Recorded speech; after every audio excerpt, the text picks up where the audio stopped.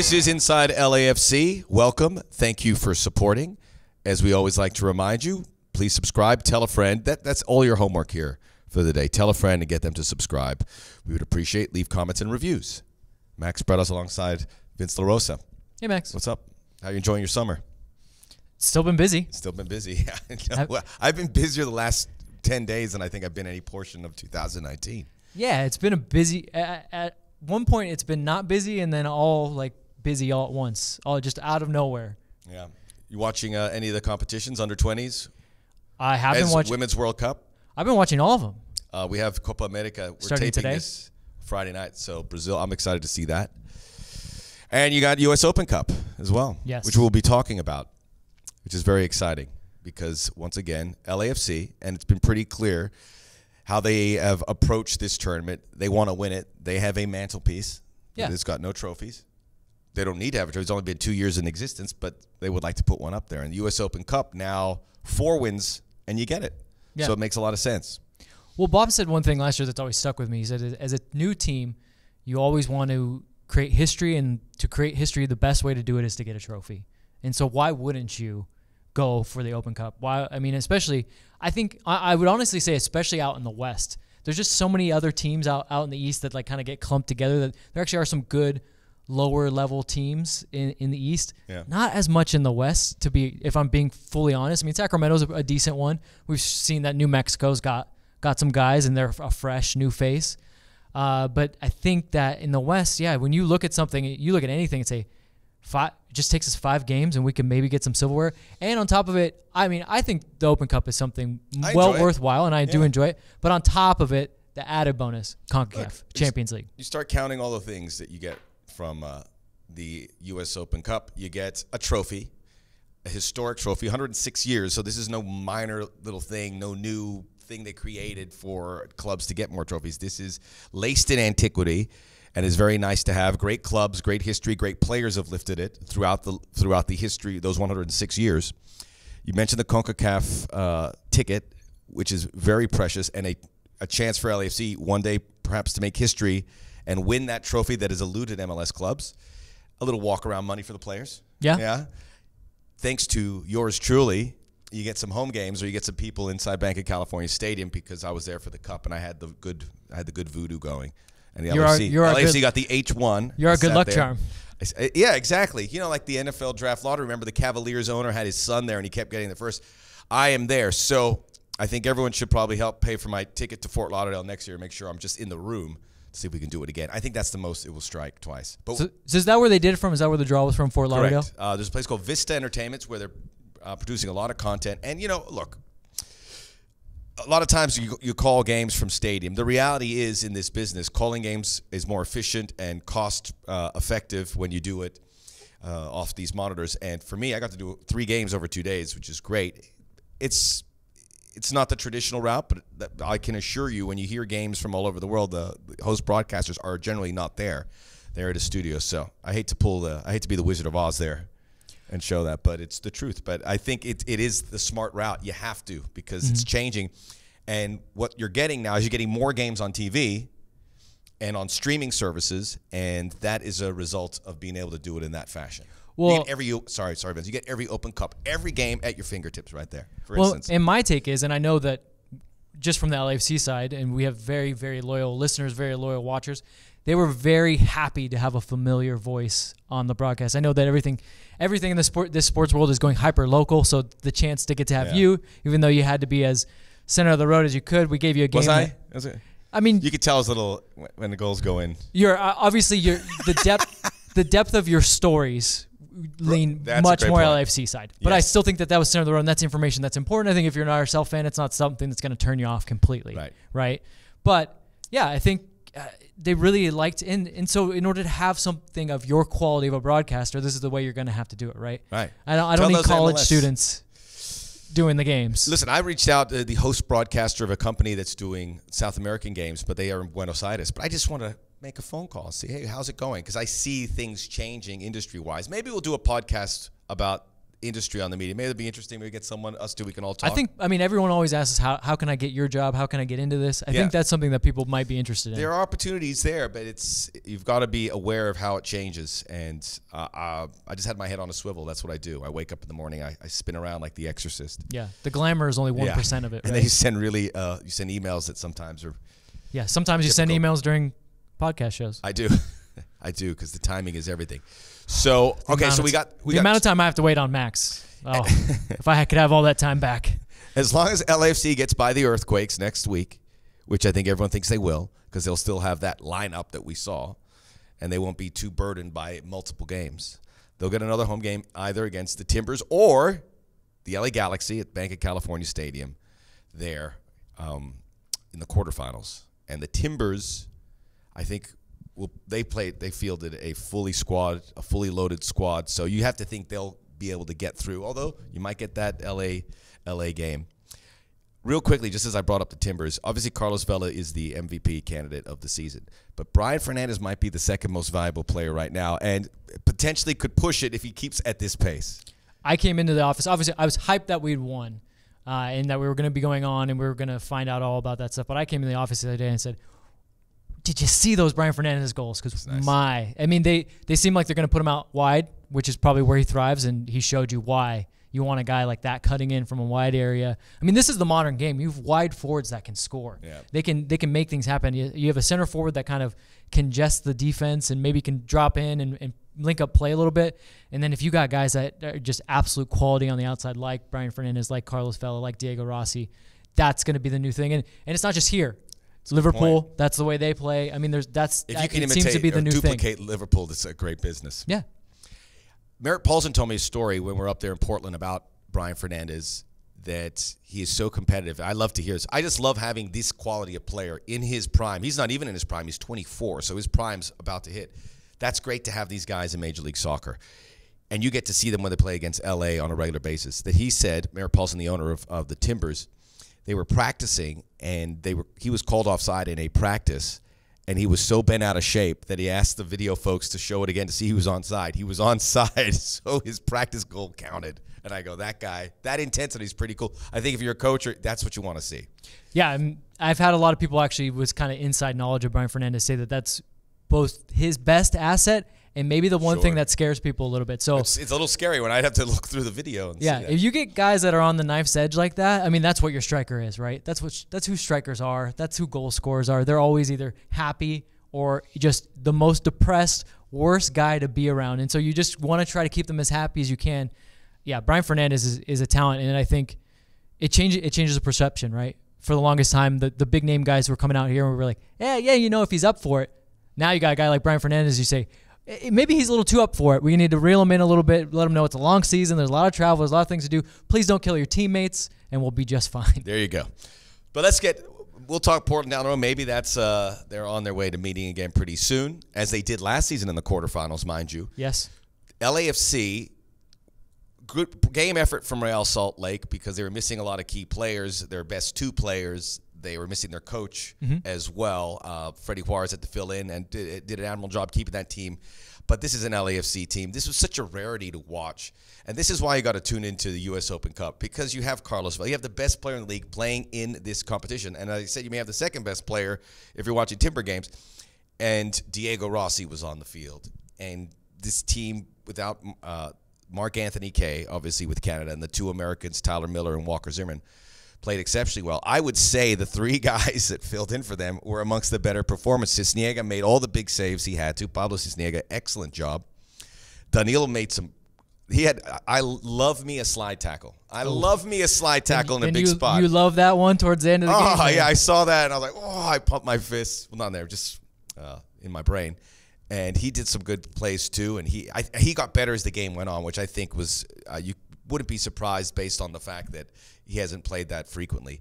And Lee Win, influential enough, and aided by Christian Ramirez, getting the all-important second goal. So in addition to the regular 8 guys you see, you get these 3 fill in, and it's a reminder of how efficient and talented this team is. Good performance from LAFC. Yeah, each of them were, I think efficient's a good word, because each of them were very good, but also in the key moment, the keyest of moments, all three of them had moments that basically you could point out and say, this might have won the game, this might have won the game, this might have won the game. You got Pablo's save. You got to be sharp in that moment, and that's kind of what the LAFC goalkeepers have to be this season. You're there to distribute. You're there to kind of assemble your defense so that there's not a lot of shot opportunities coming in, but there's going to be one chance per game, one kind of grade A chance per game that we need you to step up and make a save, and he did. I also thought he was great with his feet, very well distributing the ball and looked very confident, which is important. I think it was hard to tell. Could you guys tell on the broadcast that pitch seemed a little dry? It was bouncing a lot. Bouncing, and also like it slowed down. There was plenty of like Diego had some opportunities he got just because you're like, that ball's gonna go out. He didn't quit on it, didn't go out, and he was able to kind of cut in. But I think that's good eye. I mean, that's important for a goalkeeper that is used to playing a certain way, and it's his first game, and he wants to be good with his feet. If you got a pitch that's kind of weird, that's just one more thing to deal with. But I think he was very good. Danilo, that slide tackle, fantastic. And I think also the tactics, and you and your commentary partner had commented on it. RSL really wanted to go down the wings. They really wanted to go down the width, and they were kind of baiting Jordan and Tristan to come forward to that wide forward, and then they were just sending a fullback straight into that open space. And I think Danilo and Eddie Segura, which he's done all season, they were just so good in sliding over in those moments and didn't really give up many big opportunities. And then Lee gets the goal, and I think you could say I didn't see much of Lee other than the goal, but if you rewatch that goal and what he did and his recognition of the space before the play even develops, it's a world-class recognition. It's from a player with a high level IQ to even see that Christian is going to move in, that space is going to be open. I mean, rewind it back and try to follow Lee before the pass and just look at the run that he makes in the burst of speed. Homework for all you guys. Yeah, honestly, check it out and learn. And you can see it, I think, on ESPN Plus. They have all the replays there. They do, all the replays, and obviously on our website you can see it. Just look at it. And there's a lot of nuances to it. There's Christian's movement and basically pulling defenders, but I love Lee's ability to just recognize it very early, and it's not a jog. It's not like one of those, okay, I'll run and maybe this will happen. He busts past his marker, and then that made all the difference. And the great news is 8 days after that game, that trio, you would imagine in all likelihood, get another look at it, and that's got to really lift spirits and just that intensity for these players, knowing they have a game that they're going to be participating, an important game at home, so they don't have to travel, and potentially another one. Was it about a few weeks? I think is it August? That'll be in the middle of July. Middle of July, and then the quarters, the semis would be in August. Semis would be like the first week of August. So you have a chance to do it. So depending on how things go in the Gold Cup, which we will preview a little bit later, and I should say we have John Thorrington joining us here on the podcast. And for all of you, you said it perfectly. For all of you who wonder how things work, we're going to get as much information out of John to see how things work behind the management of this team, the player acquisition, everything that goes into that. Yeah, we all know you guys were big transfer people, big rumors people. This is going to be a reference pod for you. This is going to be something that throughout the summer and summers to come and January windows, I think you should go back to. We really want to dig deep into what's the hype, what's the smokescreen, and what's this, and then also just kind of the transfer strategy. So you can be that guy that says, I've already know that's not what LAFC is about. That's not what they do. Yeah, so you don't have to go through that whole process on social media. So everyone, Carlos Vela now off his Open Cup account as well. Everyone really participated on a strong level. It doesn't seem fair all the way, but this is all credited to LAFC and how they built this team. Yes, you have a superstar who doesn't want to go with his national team right now, and you allowed him to play here. Eddie Segura took a little knock too. That was he was hit in the head there, but he's all right. And U.S. Open Cup is off and running. I think that was a tricky spot. They're going to get harder here as the games go on, but this is that opportunity, and it's there for LAFC to. Am I missing anything? Is there about this game? No, I mean, this game was an interesting game. I think RSL really tried to give the best they could. That early goal definitely stunted things for them because I think that they were able to put LAFC under a little bit of pressure. But the fact that LAFC had that early goal in their back pocket, they were like, well, if you guys want to press, we're more than happy to go long. And they were able to go long. And then, as RSL said, okay, we can't just allow Carlos Vela to be one-on-one with our outside back or with our center backs. They had to draw back a little more, and then that's when you saw LAFC kind of settle into their game where there was passes through the middle. And then if there was turnovers, there was the ability to basically recoup the ball and do that. And that's where I feel like the game, I even wrote in the takeaways, I think around the 39th minute, the game kind of turned into what LAFC would want the game to be, where it was, we'll play on the ground through the middle. If we lose it, Latif, Edouard, Lee get at them. And then they kind of bent the game at their will from there on out. And I feel like from there, it looked very comfortable. I mean, both of us were watching it from screen. So it's a little bit difficult to get the vibe, but it felt like by halftime, it seemed like it was LAFC's to lose, to be honest. And RSL made one little bit of a push. Pablo makes a great save, and from there, I think LAFC goes right back to what they were doing. There you go. A couple things. Another great turnout from the visiting support. You could see them there on the upper deck, on the mountain side of the stadium, on the Wasatch. Excellent to see and hear. You could hear them crystal clear throughout that game as well. And it was the introduction of Fito Zelaya. Yeah. 5-6 minutes. Didn't do much. Didn't touch the ball until he got the free kick. And Carlos Vela, he puts the ball down, points it, and he thumps one that is put in by Dio. I did botch that call. I didn't because the flag was kind of up, and we have a guy there who's supposed to tell us it's a goal. Yeah. There's a guy called a Red Hat. He goes, he didn't say anything. I'm listening, and so I said, he's probably offside. So he did that. But see, I'm fessing up. It's crystal clear. But let's sweep that under the rug. And did his run up? Different foot, but did his run-up remind you of anybody taking free kicks? Oh. We said this in the office, right when we saw it. Yes. Who was it? Brazilian? Oh, is it Roberto Carlos? Yeah. That remember he always had that really long run. It was very cool. So I went, you could see the power of Fito on our social media. They put the highlight of not the goal, but the ball hitting the post, and it got incredible traction. I went on Instagram, and I must have saw 1,000, if not more, El Salvadorian flags as an emoji on all these points. And it's very cool because we know the significance of him playing, because there is a community there that wants to see him get there, and there's a club that wants to see him get there. I would obviously just pump the brakes a little bit. It's a good development. Yes. But this is a slow burn, if you will. But for him to get that, it's obviously for the player, it's huge. And for the club as well, you get the idea. Maybe in 8 days, and Salvadoran community, get out there. Everyone get out there to Banc of California Stadium on Thursday. Tickets available. Let's fill that place up, and let's push the team on to the next round. You might see Fito Zelaya, but it was good. It was a very small sample size, but he had one chance to prove something, and he delivered. Yeah, I mean, it's kind of nice. Look, like you said, it's going to be a process. Is he going to start the next match? Absolutely not. I mean, is he even going to go 30 minutes in the next match? I don't even think that. No. I think he's still got a little Depending on the result. Little ways to go. But it's nice to see that in a moment that is given to him. I mean, he's lining it up with Carlos Vela, and you can see Carlos look at him and go, "Yeah, go ahead, go ahead, have a moment." That says a lot about Carlos. Maybe we shouldn't. That's no minor detail. I mean, who knows where that came? That's probably came from Carlos. We'll have to ask him. Yeah, that he said, "Yeah, do it. We're up." And why not have a moment? I mean, it's from a distance, and he's just like, hey, well, let's see what you can do. Good teammate. And just the fact that he puts in that quality, I mean, that just shows you that, yeah, there's something to build on. But, yes, let's be careful. I do know that, look, Fito is signed for multiple years. So it's not like we're just like, hey, get everything out this year. Let's see it all this year. So and he gets it. He's not. You don't see the guy pressing and being about how do I want to play. He knows it's a process too. If you see him at training, you'll see that, and it's a breath of fresh air, sir. Yeah, he comes here with a smile on his face. He trains. We every once in a while ask him to do little media hits here.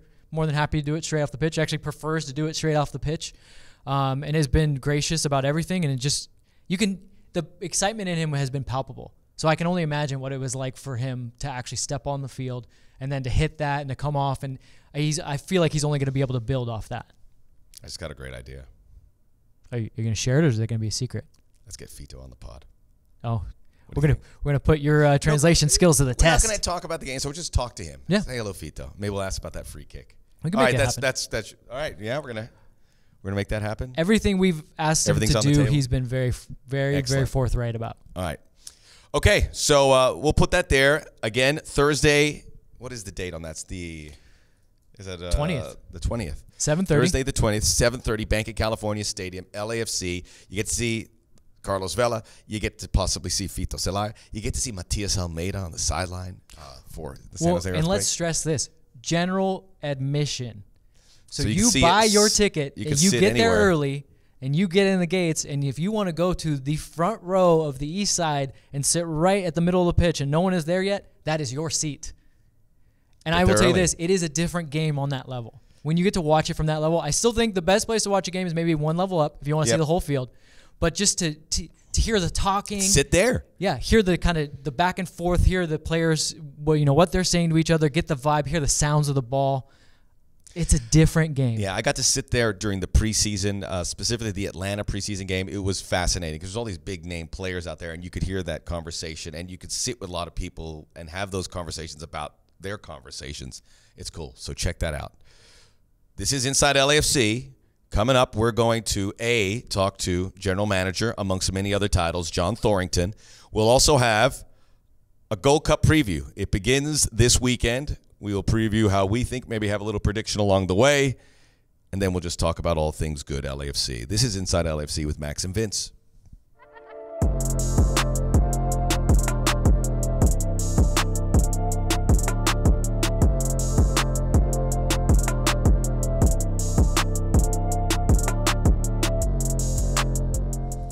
All right, welcome back to Inside LAFC. We are thrilled to welcome in, for the first time, not the last, our general manager, John Thorrington. Hello, John.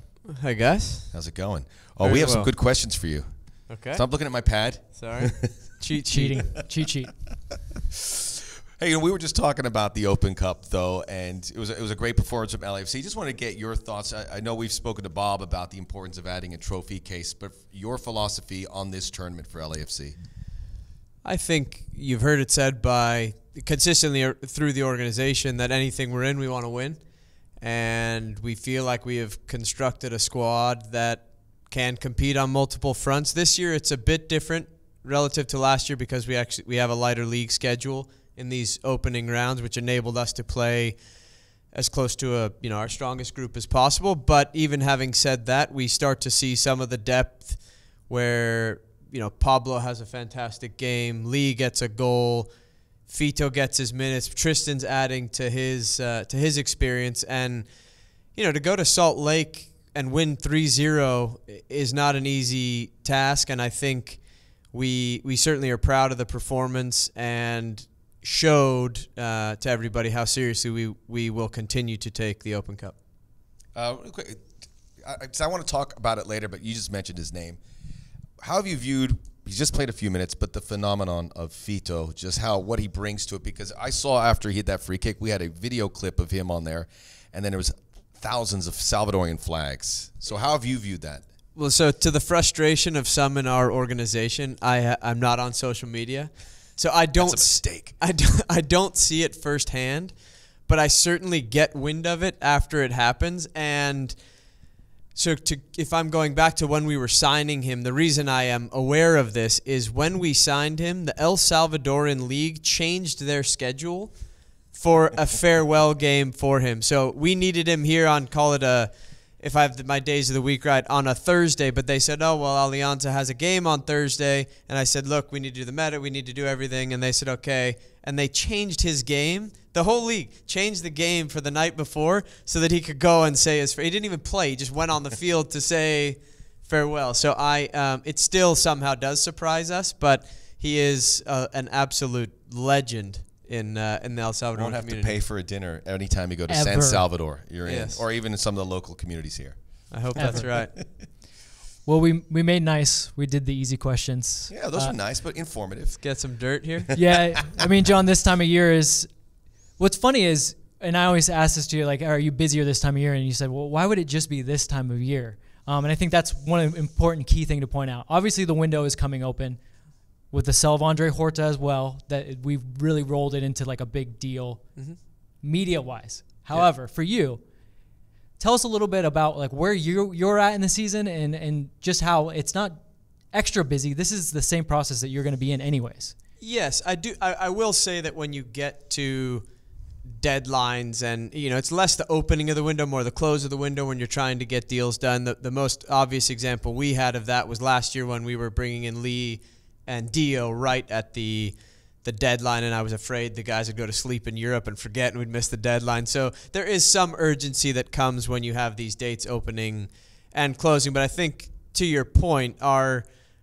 process is not reactionary. It's not reactionary to these dates, but it's a thorough and deliberate process to be prepared when these things come up, because you don't, if the deal wasn't right for Andre, then that spot's not open. But you have to have these contingency plans in place well ahead of when the window's open, because you never want to be in a position where, as I say, you're scouting on a reactionary basis or desperate basis. With Andre Horta, if this was a club in a different league and you obviously have the aspirations that LAFC does, he could go there and be a luxury player when you need him. Under the circumstance here, a move had to be made to free up that designated player spot. But when you look at Andre Horta, and I know I talked a little bit with you before we started here on the air, it didn't work out for him, but it not necessarily was because of the player. This was kind of the systematic thing of other players that were ahead of him. Yeah, I think when you evaluate each player's situation, as we do on a case-by-case basis, particularly with a player who has international interest like Andre did and has, what I would say is certainly that the opportunity came up. It was the right economic move for LAFC, and it was the right move. It's a good deal for Braga. It's a good deal for LAFC. And as we do as human beings, you take the player and the person into account, and all of the things align, which makes the decision a bit easier. When those things don't align, it's a lot more difficult. But what I hope is not lost in this is it's not that Andre is not a good player. And when he played for us, he showed signs that, and I think everybody recognized that.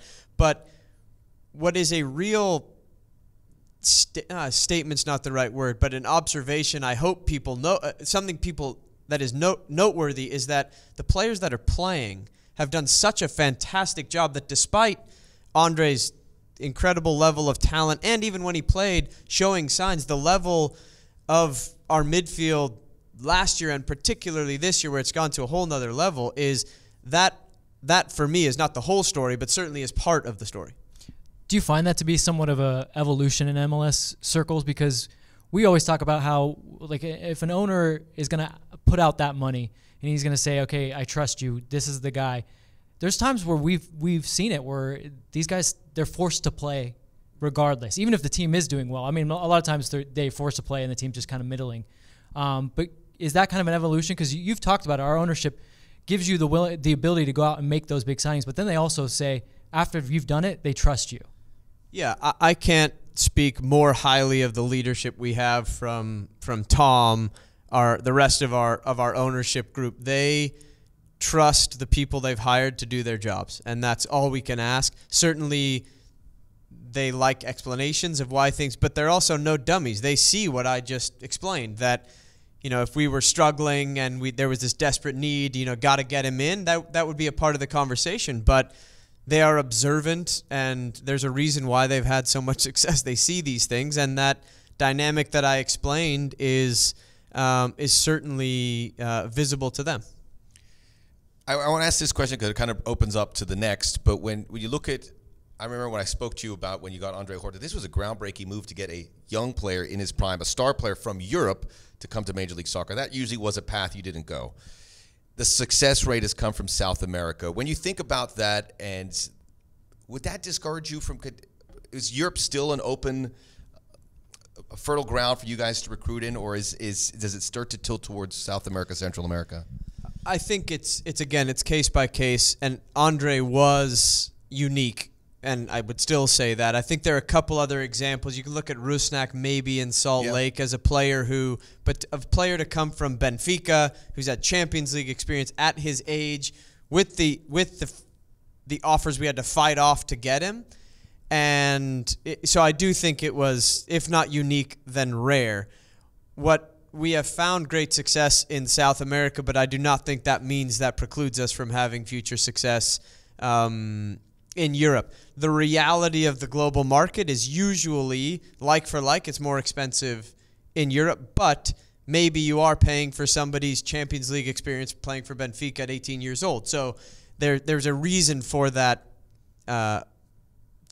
difference in valuation. You just hope that you're not just paying an inflated price simply because of a nationality. Well, and talk about, I think one of the reasons why I really wanted to bring you on here and talk about it, obviously rumors are fun. names are fun. People would love it if you splash a name right now, but we don't. I don't really want that from you because they're all true. They're all true. Well, then there you go. All of them. We can wrap it up right there. Hold on a second. They're all true. I mean, but to me, in just with the little bit of inside knowledge I have of the club, I mean, and you said this to us before we were on air, like the day after Andre, or even the day of Andre gets sold, obviously a big name comes up. And can you give people, since you're not on social media, can you help them out a little bit and maybe give them a little primer on like what they should be looking for? Because that to me is already a red flag. The fact that just because a spot opened and a name, no, not even that, just because a spot opened and a name came available. Because I know for one that you guys, and you've said this publicly, there's a list of players that you're always keeping an eye on. It's not like you're like, oh, guys, we have a DP spot right now. So can you kind of give them maybe a primer of what they should look for in rumors? No. Rumors are exactly that. They're rumors. I do think the interesting part of that is I think how widespread rumors get. The positive to that is how the fact that people are talking about it, thinking about it, I see that as a hugely positive thing. Now, the fun that you guys have on social media reading these things, it's not fun for my phone. No. The day that it comes and you're getting these, I represent and it's a bit overwhelming at times, but I think it's you see it in other sports. You see the level of interest in free agent season in the NBA, and various and the other U.S. sports. So I do see that as a positive. To your point of the list and the database, these are not decisions again that are made on a reactionary basis. We have to have per position. If a spot opens and owners give us the budget to do this is the guy we'd go for in this position. If we sell that guy, so you have to have these, in order to succeed, you have to have these contingency plans in place. The vast majority of those go nowhere. But I'll give an example of Dio. Dio is one of the first names that was raised in July of 17. It was probably the first time, I need my notes to know exactly, but call it summer. Very soon after Bob came, one of the first guys, number 9, guy we like, okay, wasn't possible, and then all of a sudden, it hits, right? And then the window opens, not the transfer, the door opens, and it's okay, it's an opportunistic time. But we'd done all the work before, and so we were in a position to move quickly. I would never advise our ownership spending money or taking our budget space or on something that we weren't diligent on. That would be completely irresponsible of me. So these are all, to in a long-winded way of answering your question, we have to be prepared well ahead of the sale, well ahead of these spots opening up in order for us to make wise decisions. Very nimble and prepared all the time. And that means you cast... Nimble is a good word. You have to cast a huge net here with players. So just with that process and being able to know, all right, here's a guy playing at Atletico Huila, we might be interested. Here's a guy playing at Louisville City, we might be interested, that you bring it at playing at Benfica. How do you uncomplicate that thing in a sport where it's played worldwide, where you're able to locate those guys regardless of where they play? It's difficult, certainly, and it's the world of global football. I mean, it's it goes on every continent, and we are a club that wants to be, turning over every stone. We don't, no stone left unturned. We're open to anything that's USL, that's free agency, that's expansion draft, that's European star, that's South American up and coming. So we certainly have utilized every mechanism and avenue to acquire our players. And it's a very thorough process where, we get a name or we see a player. It goes from a thin slice first conversation, and then it literally moves through a step-by-step chain before it goes, you start. I use the term funnel far too often, but it starts with a very wide funnel of players, and it starts with this guy, from everything from a recommendation from a trusted source, our scout in South America, thin sliced, and then it goes down, and then by the time it gets to the final decision on let's make a move or make an offer, it has gone through about 5 to 6 steps depending on where the player came from before we're even there. The one of the many benefits of Bob, and Bob is in. We everything is done on a collaborative basis. Is he is very attuned to what he wants and what we want as a club, to where we're not just saying, that's a good wide player. We're saying that's a good wide player, it doesn't fit us. And this is the very strict criteria which we literally have mapped out. We send to our scouts that says, how does he score on all these different things? Then it gets to Bob, to myself, Mike Sorber, and these guys, and we have that last little powwow to say yes, and we'll go see him live and whatever. So there's a very systematic process in place. No square pegs in a circle hole by any means. Correct. It's got to fit. Well, it's something that actually I've had a few conversations with some of the guys around here that maybe gets lost, and it's something you kind of brought up when we were talking off air, and you're like, it's kind of boring. This process is kind of boring. I know it's exciting for people on social media, but it's kind of boring. And one of the things that I talked with someone that I kind of had to be indoctrinated. Can I clarify? It's not. I don't find it boring. What I often say is I won't bore you with the details, and the mistake I'm making is actually people find the details interesting. Right. Yeah. You have that look in your eye where we could tell you are fascinated by every love step. the hunt. You're in the right place. Well, I think that's where I'm trying to go with the meticulousness in what you say with Bob. And one thing that I always thought that, got ex-pros or coaches, they use a certain language, and it was kind of to keep guys like me and Max out. Like, this is what we say. Huh? But you guys, you just brought it up, how important it is to know exactly when you say a wide forward or you say, I will need a guy that can do this.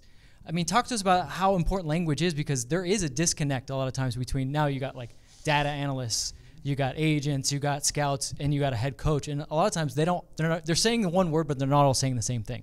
Yeah, so why it's important is, so if I were to say internally, the people who are involved in our scouting process, we have Victor, who is in Montevideo. We have Juan Pablo Angel, who's in Colombia. We have David Camerman, who's here. We have Will Kuntz, who is here. We have Max, who is here. Myself, Mike, our technical staff, Bob, Chris Shamades, who's Cal State LA's head coach, who does scouting for us. So there are a lot of people involved in that. And if there is a disconnect and one step of that chain is broken. Wow. So our vocabulary, everything is important so that you can clarify exactly what you mean, so you're not speaking past each other. Another example of that is part of the reason why we have our academy leadership, Todd and Enrique, in with the first team staff, is so that they can even just use the same words when they're the same vocabulary when they're coaching our academy kids, so that when they get on the field and we're talking about inside passing or footwork, whatever it might be, that there's a specificity and a clearly understood meaning behind everything. It's critical. Seamless, really, so they can go. I'm curious about because we've had such success in South America. You mentioned Victor in Montevideo, connected to Diego Rossi and Juan Pablo in Colombia, and obviously with the arrival of Atuesta and Segura, who I would imagine weren't on a lot of radars. I mean, this was next level scouting. Is that fair to say? Because any team I can imagine would want one of those guys, because they're so good at an early age and not going to demand the huge payrolls that certain stars of their quality would. Yes, I would say having people on the ground gives us a depth of analysis that is certainly very helpful in identifying the right players, because it's not always easy to translate how Atletico Huila is playing to Banc of California Stadium. So it's not easy, but having guys on the ground, it's almost like, it is literally like translating. And to have guys that are adept at that has been very helpful. You mentioned the two guys, but how extensive is that scouting beyond from where you guys talk to them to that in South America where everyone's being looked with a fine-toothed comb? Yeah, I think, and look, we're not the only ones down there. Sure, yeah. And I think, European teams have multiple people based in these countries for them as their own scouts. So it is identifying the right thing. Edward was not playing in the position that he plays for with us. The way Eddie's team played in Colombia, which was a sort of bottom of the table team and does not play like we play. So it's difficult. You guys knew though. You saw that. Well, we hoped. Yes, but, we certainly looked at it and we saw enough of the traits that we said, let's take a run at this. And then the other part of it is we say man first, player second, and to have people that can give me a character reference from Diego Rossi from when he was 9 years old, that's really helpful. And a guy who can tell me what Edward's like. I've met Edward's parents for the first time maybe 2 weeks ago. They came to L.A., and it's exactly what I was told, and when you can sit down with these kids, they're kids at that age, and you sit them, you look in the eye, and you get the right feel, and it's backed up by this diligence we do. It's certainly, as I say, not 100% hit rate, but you just want to increase your probability for success. That's fascinating. It really is. Yeah, I mean, I think that kind of, and I want to thank you, John, for your time. Always and your frankness. And your frankness. And I want to kind of wrap it on here because you brought up a good point and something that I want to touch on that we rarely do. What is it like in the dressing room these times of years? Because these guys are human beings. We always talk about transfer season as the guys coming in, guys going out, and they're almost commodities. But can you tell us, just to kind of round it out, and you can take this any way you want, whether it's a guy coming in or maybe a player that thinks they might be going out. What is it like in the dressing room so that when fans see these rumors, they can know that like there's faces behind these things? Yeah, I do think it's an interesting one because I think usually the public-facing life of an athlete is heavily weighted to when things are going well. So fans don't see Javi Perez has just gone down with a season-ending ACL injury. People don't. That's not, we say Javi Perez is injured, but like the roller coaster of that light, like we basically turn off the cameras when it goes below a certain point. And so you're right, they are human beings behind that. What I would say is I am appropriately a bit not separated from our locker. I'm not in our locker room all the time. What I can say is that I get a real sense, which I can't say was a very common thing when I was playing, a real sense of a togetherness of a group that is reflected in how they play. And I think huge credit, as much credit as I could possibly give to our coaches, our sports science staff, everything about how, players want to know that we care and they want to feel valued. And there are numerous ways you can show them. The easy thing is, I'm going to pay you, and that's a part of it, and we get that.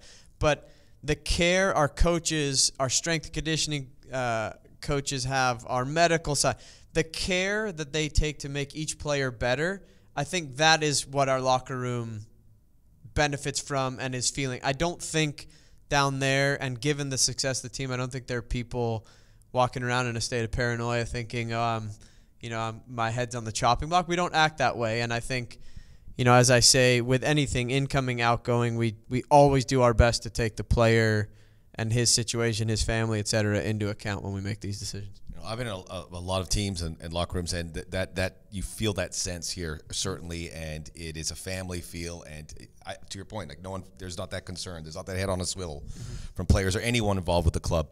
I know last season when we talked to you and Bob, the word expansion team was kind of like, let's not describe it too much. With Atlanta and LAFC, it was skewered about how expansion teams approach this. Now with Cincinnati coming in, they look like what your normal expansion team would.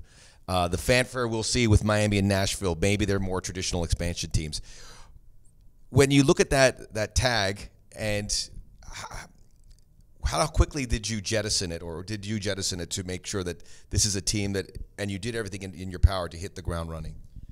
Yeah, one thing I would say that we greatly benefited from is I was here 2 years before we kicked the ball in MLS.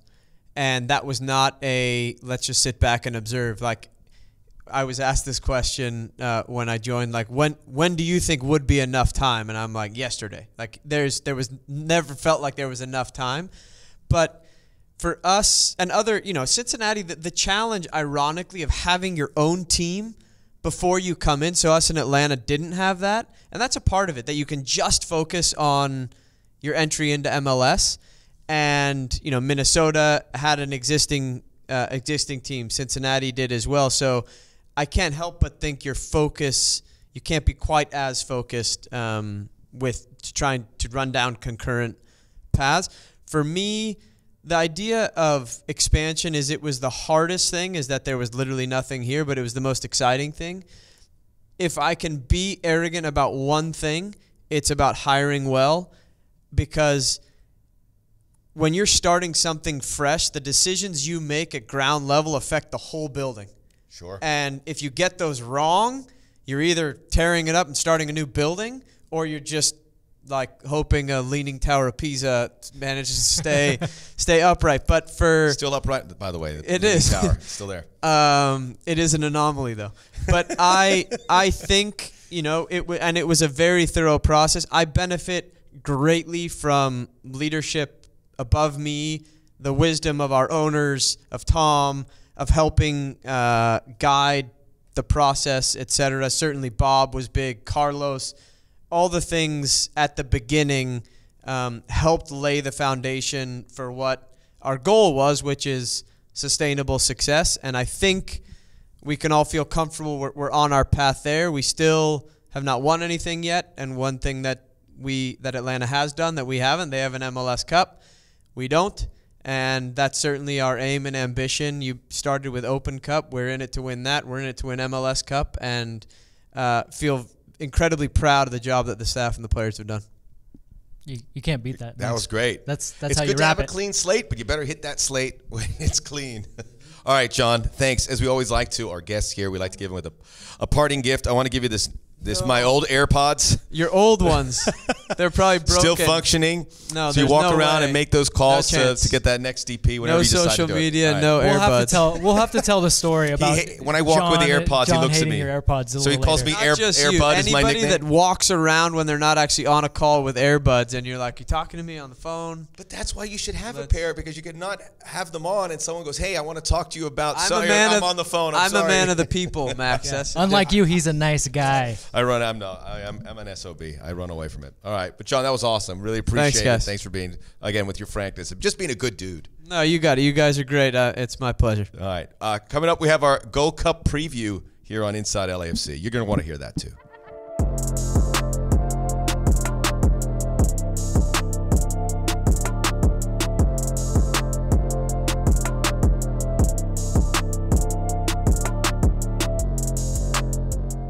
Time now for our official Gold Cup preview for Inside LAFC. And here we are. It's going to begin this week. It begins at the Rose Bowl. I'll be out there. Not for both games, but I'll be out there for a little bit. And come and say hello. I'll be roaming around with a giant USA hat. No. Like one of the, like Uncle Sam. There's no USA plane there. Maybe I can wear a Canadian hat. Yeah, don't get yourself killed, Max. No. Martinique, Cuba, Canada, Mexico are the 4 teams. So as you can imagine, the second half of the doubleheader is going to be packed. So we'll go here. This is a tournament. It's the first time there's 16 teams in it. It goes up from 12. That's really pressed the competition, but every tournament's getting bigger this day. It's just, you got to keep up with the Joneses. This allows teams like Bermuda, Curacao to get in it. Martinique's actually been there a lot over the years. Nicaragua, which is generally a baseball country, but they're trying to push soccer a little bit more there. It's good to have them. There's going to be some blowouts, or maybe there won't be because the top-tier teams are not as good as you'd expect. Mexico's looked really good in their build-up with Tata Martino. The U.S., not so much. Not so much. Costa Rica, Honduras is a mess right now. And then the Costa Rica's a team who do well. I think they're going to be good, not as good as we've seen them maybe in past years. Jamaica, they're at the end of their cycle, kind of. They're at the end of their cycle, so I don't want to poo-poo on the tournament. I think it's still going to be good. There's going to be a lot of good, talented players there. It just opens the door, certainly, for Mexico and the United States to have that success. You're going to have some there might be a surprise team. I think Canada's a team we like to see, but when I look closely enough, I still don't see – they have Mark Anthony Kaye, obviously. I don't see a team that just blows you out of the water here talent-wise. They're still a ways off, but probably progressing in the right direction, which I think is a positive. And there you have it. So I think you're going to get to these group stages. There are going to be some blowouts, but it'll pay off down the stretch. I'll give you my prediction. We'll share that as well with you. But we have 4 LAFC players. I think all 4 will play somewhat of a role. Walker Zimmerman, who didn't allow a goal when he came on the field against Venezuela. So there you go. So maybe Walker Zimmerman. Tyler Miller, probably not, but he is there, which is great news. And then you have Peter Lee Vassell, who looked great for Jamaica when they played the United States. Again, it wasn't a game for the Louvre by any means. And then finally, Mark Anthony Kaye will probably play as much as he possibly can, barring any injury or suspension issues for Canada as a left back. So there you go. Why'd your head to go down? Oh, nothing. Mark is a left back. Yeah. Okay. He's approaching it with the right way. He's in there, but let's just start with Canada since I've All right. already dumped on their parade. I'm very excited for Mark. I know he's very hyped to be in this. So if he hears us talking about this, Mark, I hope that you do very well. I think that you can do some nice things from left back. When I look at Canada, I see a lot of nice players. I see some guys that maybe could be very good players. Mark is kind of on the cusp of being a very, very good player. Alphonso Davies, obviously. But you see like a collection of guys with no real cohesion. And if you're playing Mark Anthony Kaye at left back, I just feel like that is basically telling me all I need to know. You haven't found the right system yet that you can fit the best guys into their best positions. And you're just kind of saying, well, we can't not have Mark on the pitch, so let's put him at left back. And it doesn't jive with me, and I don't think it's the way to have a successful team. Do you think he should be ahead of those guys that are there? I mean, Jonathan Osorio is one of the guys that he's competing in that central midfield role. Samuel Piette, who that's a guy who is there for a specific role to win ball, to, for lack of a better expression, destroy the attack of the other team. And obviously they're just looking to get through behind Mexico, I would think. And I think it was Atiba Hutchinson. Is he? Yeah, he's still around. He's still there. Yeah. I mean, I think with Osorio, I think you give him, because of the amount of time he has played there, I think you give him the first dibs. I think Kaye kind of go too. But you would say based on how he's played. On form, it's got to be Mark Anthony Kaye starting in that midfield and being a leader in that midfield. I mean, it's something that every single challenge they have presented to him here at LAFC he's taken on, and he's exceeded expectations. I don't think it's going to change just because he's with Canada. And we've talked about it. He's been very diplomatic, very good job, very Canadian. He's in saying the best to talk to. And saying, these guys have kind of, while he was injured, these guys kind of formed a partnership. Fair. But, man, on form alone, he's better than Osorio. Look, Piette, you want him to be a destroyer ball winner. There's no reason why Mark Anthony Kaye can't be that, plus give you the added upside. So I think you're right. Canada slots in as second in that group. The way these groups are, they're top heavy easily. So it's kind of easy to pick who's going to probably go through. But when push comes to shove and you need to be on the front foot and show the impetus, again, if you're playing Mark Anthony Kaye at left back, it doesn't work for me. By the way, I've interviewed a lot of players, athletes from all sports. Mark Anthony Kaye is already at the top 1% of guys I interview because there's no cliches.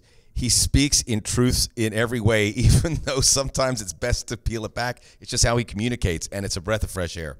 So we wish him the best of luck. So Mexico, probably they're the team to beat. Based on this build-up, you don't want to look at friendlies too much. They just look great, and the coach, what can you say, Tata Martino, gets results. And he gets results for countries in these kind of situations. You think about Paraguay in the World Cup of 2010, making the quarterfinals and all pushing Spain, who eventually win it. He just excels in these kind of World Cups when he brings teams together. And I think that's going to pay off in a big way. Mexico will win the competition if you ask me. And I think if you ask a lot of people. Yeah, he's a coach with definite ideas, with the willingness and strength to push back on the Mexican media and even the Mexican Federation itself, right? We've always heard these stories about kind of the way the Federation kind of tries to micromanage from afar. I don't think they're going to be able to do that with Tata Martino. And because out the gates, he basically said, like, I'm the coach. I pick the team. Don't go anywhere else. This buck stops here. Should be. And he was out front with it. And I bet you even some people probably sat back and were like, oh, yeah, well, we'll see. Well, it looks like he is the boss and he's running the show and he's got the team looking good and they have ideas. Again, this is my thing with Canada. I just don't think they have ideas of what they want to be. Tata has come in there in a short amount of time and said, look, I'm without Carlos Vela. I know that he's been in constant contact with Carlos, so he's known to plan for these things. And I think the other players as well, the guys that are Hector Herrera that's going to be out, Leun that's going to be out. I think he's Tecatito. Yeah. That's a tough way to start when he did it, but he's really adapted and said, all right, we'll get these guys. And when Carlos Vela didn't want to go, he goes, let the kids have a go. He's letting the kids have a go, and they're looking prepared, if nothing else. Look, when you bring in a guy like Uriel Antuna, who, look, he plays down south. We don't want to cheer. We want to cheer for him, but he is a good player, and he brings them and he gives them the freedom, and everyone goes, it looks like he's going to make the team, and then he initially gets cut. And Tata says, well, he did good things, but he's not going to make it, but he's my first replacement. Now he is on the team because of injuries. it seems like he tells these guys exactly what he wants to see from them, exactly why they may not be on the team and what he wants to see going forward. And then now he gets on the team. It's not like it's going to be a drop-off. He's just going to know what to do. Maybe he was available for the United States at one point, but his candidacy was quelled because of language and a few other things. But we won't dwell on that too much. Yeah, we could spend a whole podcast on that. We spoke Canada. You want to let's quickly touch on Jamaica because of Peter Lee Vassell. He proved he could be a really influential player in the midfield with a lot of freedom to move around. They've made some good runs in this competition. They made the final last time around. And the time before. And the time before, they lost to Mexico. They lost to the United States. So they feel like they're one of the favorites. Talent-wise, good. Still lacking some spots, but they work hard. And Peter Lee Vassell, you wouldn't think is one of the more important players of the tournament, but he just might be if Jamaica makes a run based on the position he plays. So I think if as an LAFC fan, you could watch his development. This could be one of the more compelling things that we see in the Gold Cup. Yeah, I'm excited to see Peter. There wasn't much space in this midfield right now, right? Because you had Lee coming back, and Lee was looking very strong in training. So why not let Peter go to an international competition where he's going to gain more experience? I'd say one of the biggest things for Jamaica is going to be that home game. First time to mention that a game, home games in Jamaica, two games in Costa Rica in the group. That a game is going to be played outside the United States for the Gold Cup. We talked to Peter. He's very, very excited to play in front of the home crowd. And he mentioned it too with the two finals. I said, you guys have come so close. What would it mean to you to kind of push Jamaica over the top? And it would be the world, and they believe that they can do it. I mean, and they beat the U.S. They did build up. I mean, U.S. did not seem to be very bothered by that, but I would say I didn't think Jamaica really even got out of second gear either. To be fair, it wasn't as spellbinding football by any means. It was pretty industrious, and they got a result. And I don't think they felt that pushed either. They got the goal, and they weren't really threatened. Too many times. So there you have it. So that's going to be nice. Jakey, as his friends call him. Hey, I'm pulling for him. And we'll see him at Banc of California Stadium, so I'm very excited to see him there. I will be there. You will be there. We're very excited to see Peter Lee Vassell as a fun guy. USA, let's talk about them. Obviously, very disappointing build-up, embarrassing build-up in cases, but these are friendlies. I think you have to remind yourself, as frustrated as you get, as outplayed as the team gets, and a lot of the key players haven't gotten there, and they just have better players than almost every team. They might have the best talent on paper when it's all there and healthy for this specific competition. They have a lot to overcome. It's frustrating because we hear from Greg Berhalter and others that, hey, this is a process and we're not there yet fitness-wise, et cetera. And we're like, whoa. Well, I think you go back for a year where you didn't hire a coach. This is starting to manifest itself. This is what happens when teams are just nowhere near to as well smoothed as a oiled machine as you would like. So that's something you got to take. The World Cup is obviously the World Cup qualifying. The World Cup is the big target. But as it comes to this team, eyes will be on Christian Pulisic, a few other guys around them, the McKennies. Tyler Adams won't be there now, but there'll be some guys that should be able to push them forward. I think it's going to be at times a little bit uncomfortable in some games, but I think they'll find a way. Yeah. And I think we can mask a few of their shortcomings. It's top heavy. Again, they have enough quality that they should be able to get by guys. Look, they're going to play Guyana in the first game. They're going to win that game. My worry is this. It's that the thing that you brought up, you spent 1 year just lost. That's a lost year completely.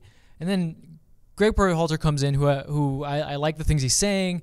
I like the things he's doing. And you think he has a plan. And then these last two games, it feels like, what happened to the plan? Like, it's all gone. You're working. kind of relying on Tyler Adams, which you would have known coming into camp. We knew that he had a slight knock because they tried to rush him into that German Cup game at the end of the season. So you already knew you may not get 100% Tyler Adams either way. And it seemed like you were kind of banking on having that. McKinney's another guy who seems to be somewhat injury prone. Hasn't excited. Didn't really emerge yet, especially in those games where you're like, oh, I'm looking for a hero, and there were none to be had. You're looking for ideas. You're looking for connections. I just don't see any connections and ideas on the pitch between these players. It seems like we're going to rely on the sheer gap in quality that we're going to have between teams, which, again, that's what I think. It'll probably get them to the final. But will it be convincing? Will we all be happy? It's going to be sad is they might win the Gold Cup, and they might even do it convincing. Or I wouldn't say convincingly. They might even do it somewhat easily, but it's not going to be. In no way will it be convincing. I think 2 years ago when it wasn't fully loaded, it gave this false sense for the U.S. to win that. because it made you feel, all right, they won the Gold Cup, things are going to be well. Things were not well, and you got to be careful of having those masking agents, I think, because you need it to be viewed in all its glory or lack thereof to see where the U.S. is at. So winning this tournament may provide some harm, at least in the public eye, because people will demand more. That'll come back to haunt the U.S. in some way. I have a little bracket I put together. Oh. It's not mind-blowing. So here are your quarterfinalists. Okay. Costa Rica, Canada. Mexico will play Haiti. Jamaica plays Panama. USA plays Honduras. Costa Rica, Mexico advance to play each other. Jamaica, USA. So that's going to be exciting. A rematch. I can't see Jamaica beating them again. Oh. And then Mexico, USA, with Mexico winning the final in July. I want to argue with you, but I try to be, trust me, there's no one who likes to be cute on a bracket more than I do. There is no one. Yeah. A.k.a. Poland in the semifinals of the 2018 World Cup. Those things blow up in your face. There's no reason of it. I had Poland. I had Poland in the really semifinals. Like Lewandowski, huh? Just something. I go, hey, close to home in Russia, maybe they'll that close to home thing. Poppycock. Yeah. Maybe Honduras doesn't get through. I forgot who was in that group with them. Was it El Salvador? Maybe El Salvador. They're in the gets Jamaica, them. El Salvador. And maybe, yeah. But Honduras has been really troubling right now. I actually saw Carlos Pavón down in Miami, and he rolled his eyes. He says the talent's there for Honduras. It's the coaching that is the issue. I hope he's right, but I tend to think he's not. Well, you know what? That actually might be. They just can't find it. I had spoken with someone that has knowledge of kind of the players there in Honduras, and he said one of the things is there are very talented players, but they need to learn how to be professionals. Man, that's such a.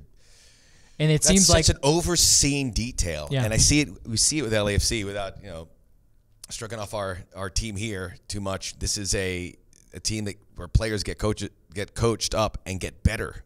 Yeah. With Peter Lee Vassell, the perfect example. Well, the guy's point was this. They're in Honduras. They're so talented, and they do love the game, but they don't love training.